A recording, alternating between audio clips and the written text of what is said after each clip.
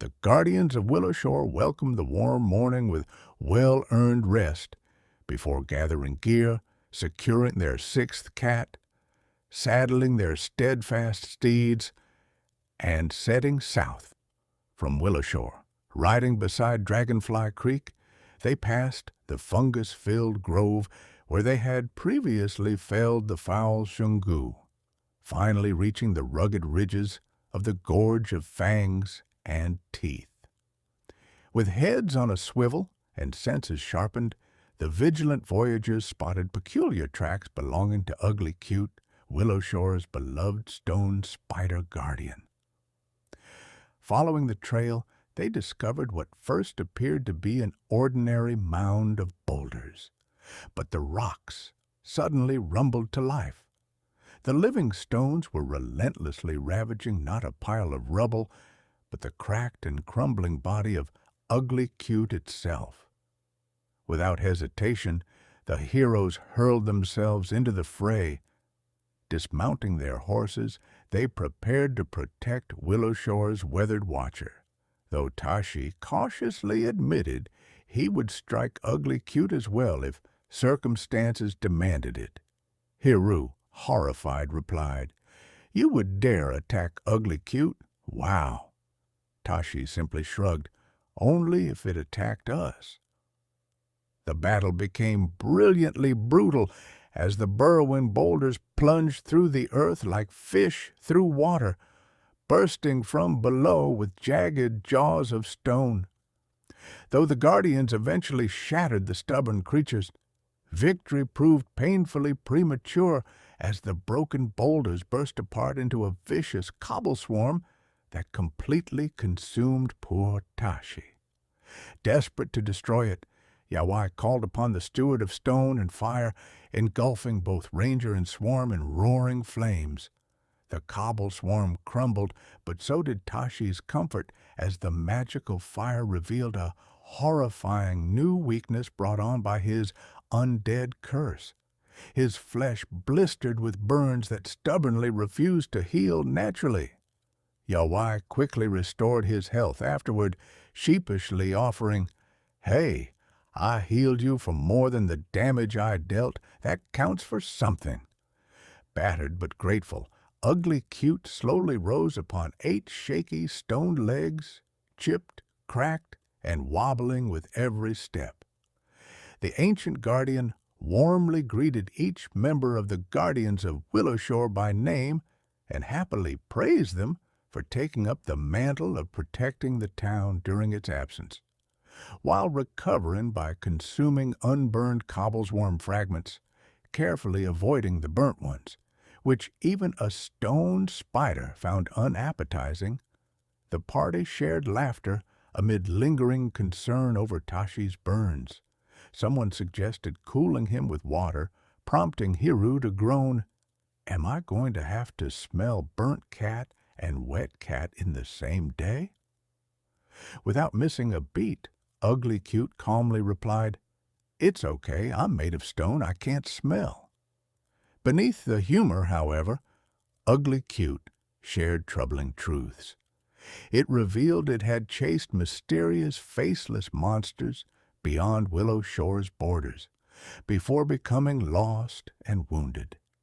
It confessed to prophetic visions of Willow Shore abandoned, reclaimed by the forest after a monstrous calamity, and believed the supernatural mist surrounding the town marked the beginning of a terrible curse that had manifested during the height of the reenactment festival. The faceless creatures had claimed an abandoned lumber camp near the source of the Saba River, while an even greater evil lurked farther west, beyond even Ugly Cute's reach. Once fully restored, Ugly Cute proudly accompanied the Guardians back toward Willow Shore. Their return became a jubilant journey filled with spirited singing, soaring smiles, and spectacular celebration as delighted villagers welcomed home their long-lost stone sentinel. Convinced that such splendid news deserved fanfare, the Guardians persuaded Ugly Cute to parade through town, spreading hope to every heart that saw the towering stone spider once again standing watch. Ancient melodies echoed through the streets, including an enthusiastic performance of A Whole New World. When jokingly asked whether it would resume watching over Willow Shore, Ugly Cute graciously declared that the Guardians now deserved the active role, while it would simply observe from afar. Then, with perfect deadpan delivery, it promised to watch everyone in their dreams whenever they fell asleep beside a fireplace or while reading a favorite scroll. The laughter continued after arriving at Hiru's home, where an innocent cat count turned astonishing. Hiru and Tashi proudly counted together. 1, 2, 3, 4, 5, 6, 7, 8. 2 unfamiliar cats mischievously teased Hiru before leaping into the air for an unbelievable high five and vanishing together. Hiru proclaimed, "This must be a greater blessing than I thought." Shen cautiously countered, "Or a terrible curse." Tashi wisely concluded, "Definitely both." Their celebration was short-lived, as old Matsuki approached with practical concerns. Though overjoyed by Ugly Cute's return, he feared Willow Shore's mysterious imprisonment would leave the town without enough food to survive the coming winter. He requested that the Guardians travel north to an abandoned settlement to determine whether emergency crops could be planted there.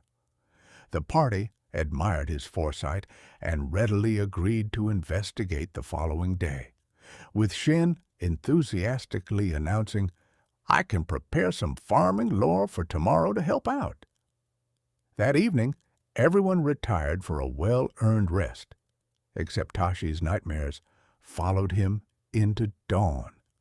While hunting to satisfy the hunger of the evil within, he discovered another blood-drained animal bearing bite marks eerily similar to his own feeding habits. Unable to find tracks, he returned to Shen with unsettling news. Before they could depart, frantic voices rang throughout Willow Shore. Villagers were desperately searching for a missing young girl named Misaki Shino. Fearing another creature like the one that had cursed Tashi was responsible, the Guardians immediately sprang into action. Their investigation led first to Misaki's worried parents, Nagata and Makoto Shino, before Shen wisely convinced the anxious father to remain home in case his daughter returned. The trail next brought them to Misaki's friend, Lin Yu, who only agreed to speak after Shen gently asked her parents to leave the room. Tashi casually remarked, "Now we can interrogate her without any witnesses," prompting Hiru to remind him, "Remember when you asked if we were the bad guys?" Lin Yu finally revealed that she and Misaki had been approached by a woman resembling Sum Yun-kun, the tea-house worker who claimed to know the whereabouts of Kato Takahawa, the missing Silver Mist Lodge tracker and family friend.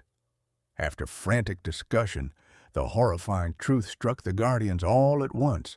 Sum Yun-kun was the Shuigui they had encountered at the left eye of Fumeyoshi Lakes. Mounting Maybelline, Shu, the main event, and Toast, they thundered toward the lakes at breakneck speed, with Nagata secretly pursuing close behind. Along the way, Yawai excitedly spotted yet another riderless horse happily shouting, "Look, another horse!" Their excitement instantly vanished upon reaching the lakeshore.